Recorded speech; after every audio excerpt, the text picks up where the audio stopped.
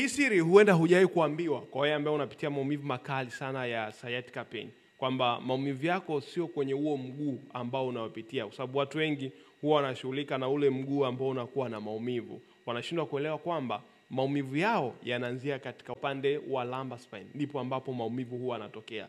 Wengi huwa wanashughulika na ule mguu ambao unakuwa na maumivu.